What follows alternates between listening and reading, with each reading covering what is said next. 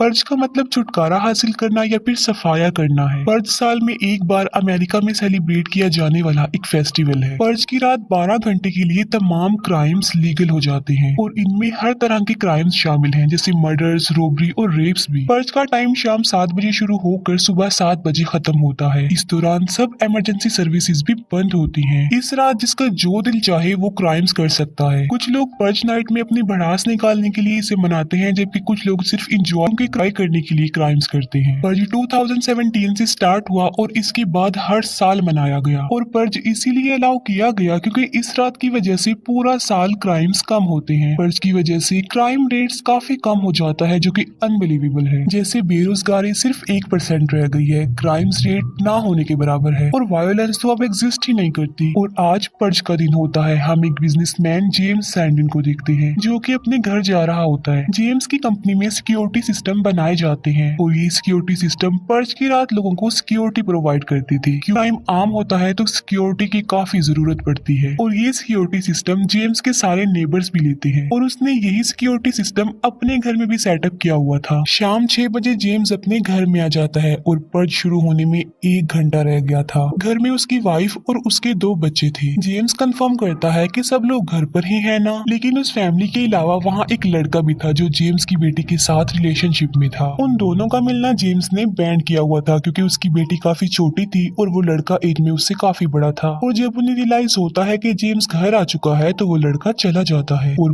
Purge शुरू होने में 5 मिनट रह गई थी। पर्ज के लिए उनका प्लान सिक्योर रहना था। जेम्स सिक्योरिटी रूम में जाकर सारे गेट्स लॉक कर देता है और पूरा घर सील कर दिया जाता है। पर्ज के लिए सब लोग अपनी अपनी प्रिपरेशन कर रहे होते हैं। जेम्स अपने पास सिक्योरिटी के लिए गन भी रख लेता है और जैसे ही 7 बजते हैं पर्ज लाउड सायरन की आवाज के साथ स्टार्ट हो जाता है। वो लोग अपने घर में सिक्योर थे, इसीलिए उन्हें फिक्र करने की कोई जरूरत नहीं थी। लेकिन सिक्योरिटी के बावजूद भी उनके घर में फिर से जेम्स की बेटी का फ्रेंड आ जाता है। और हैरत की बात ये है कि आज रात क्राइम्स लीगल थे तो वो चोरी छुप कर उनके घर क्यों आया। वो लड़का जेम्स की बेटी को कहता है कि मैं तुम्हारे फादर से मिलने आया हूँ, लेकिन असल में वो लड़का जेम्स को अपने रास्ते से हटाने आया था क्योंकि जेम्स उसे डिसलाइक करता था। जेम्स न्यूज देखता है तो बताया जाता है कि लोगों ने कितने हाई लेवल तक क्राइम्स कर दिए हैं। जेम्स का बेटा देखता है कि एक स्ट्रेंजर हेल्प के लिए घर के बाहर खड़ा होकर चिल्ला रहा है और इंजर्ड है क्योंकि कोई उसके पीछे पड़ा हुआ था। पर्ज का असूल ये था कि कोई भी पर्ज की रात 2 लोगों के बीच में नहीं आएगा, लेकिन बच्चे तो ये बात नहीं जानते थे। जेम्स का बेटा उस अननोन पर्सन को देख लेता है और उसकी हेल्प करना चाहता था और इसीलिए वो सिक्योरिटी सिस्टम को ऑन करता है और उस स्ट्रेंजर को घर के अंदर ले आता है। आवाजें सुनकर जेम्स वहां आता है और वो फिर से घर को लॉक्ड कर लेता है, लेकिन कुछ सोच समझने से पहले ही उसकी बेटी का फ्रेंड उस पर अटैक कर देता है और अपनी प्रोटेक्शन के लिए जेम्स भी फायर बैक करता है। और इस फायरिंग में जेम्स का तो कुछ नहीं बिगड़ता मगर वो लड़का मारा जाता है। सबके दौरान वो स्ट्रेंजर गायब हो चुका था क्योंकि वो कहीं पर जाकर छुप गया था और तभी उनके दरवाजे पर एक गैंग पहुंच जाता है जिन्होंने काफी क्रीपी मास्क पहन रखे थे और यही वो गैंग है जो उस स्ट्रेंजर के पीछे पड़ा हुआ था और ये लोग क्राइम्स करने के लिए वहाँ पर फुल तैयारी से आए थे। उस गैंग का लीडर कहता है कि हम बुरे लोग नहीं हैं, हम सिर्फ पर्ज मनाने आए हैं और हमारा एक विक्टिम आपके घर पे आ गया है और वो हमें जिंदा चाहिए और अगर स्ट्रेंजर हमें मिल गया तो उसे लेकर हम लोग चुपचाप यहाँ से चले जाएंगे। लेकिन अगर उन लोगों को स्ट्रेंजर ना मिला तो उन्हें ज्यादा टाइम नहीं लगेगा घर में घुसने का। घर में घुसकर वो स्ट्रेंजर को तो मारेंगे ही, लेकिन उसके साथ साथ सारी फैमिली को मार डालेंगे। गैंग का लीडर इनकार सुनने का आदी नहीं था और ये बात वो अपने साथी को शूट करके साबित कर देता है। यानी अगर वो अपने साथी को मार सकता है तो वो किसी की भी जान ले सकता है। ये कहते ही वो इलेक्ट्रिसिटी कनेक्शन काट देते हैं।